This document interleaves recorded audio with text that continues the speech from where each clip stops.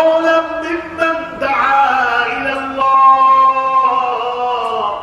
আল্লাহ রাব্বুল আলামিন বললেন তার কথার চাইতে আর কার কথা উত্তম হতে পারে যে ব্যক্তি মানুষদেরকে আল্লাহ রাব্বুল আলামিনের দিকে আহ্বান করে। আল্লাহু আকবার। মানুষদেরকে আল্লাহর দিকে রাখে, তার নেতার দিকে রাখে না, তার আদর্শের দিকে রাখে না, তার দলের দিকে রাখে না, মানুষদেরকে কার দিকে রাখে? আমাদের দেশে এরকম লোক আছে নিজের দলের দিকে ডাকে, ঠিক কিনা? কেউ ডাকে নিজের দলের দিকে, কেউ ডাকে তার বাবা দলের দিকে, কেউ ডাকে তার স্বামীর দলের দিকে। অথচ আল্লাহ পাক বলছেন রাসূলকে উদউ ইলা সাবিলি রাব্বিকা বিল হিকমা ওয়াল মাউইযাতিল হাসানাতি ওয়াজাদিলহুম বিল্লাতী হিয়া আহসান। আল্লাহু আকবার বলেন না?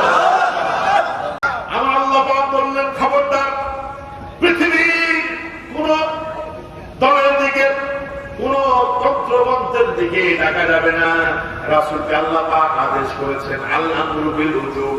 আল্লাহ রাসূলকে আল্লাহ পাক বলছেন উদউ ইলা সাবিলি রাব্বিক, ও নবী আপনি আপনার রবের দিকে, রবের পথের দিকে মানুষদেরকে ডাকেন। আল্লাহু আকবার।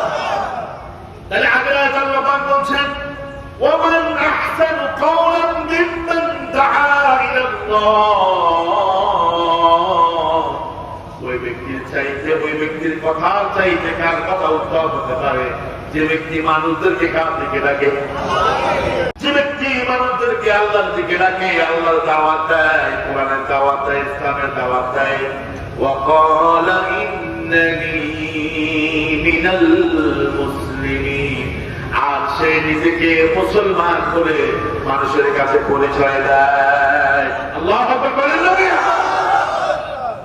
ওয়া আমিলা সালিহাত, ভালো ভালো কাজ করে।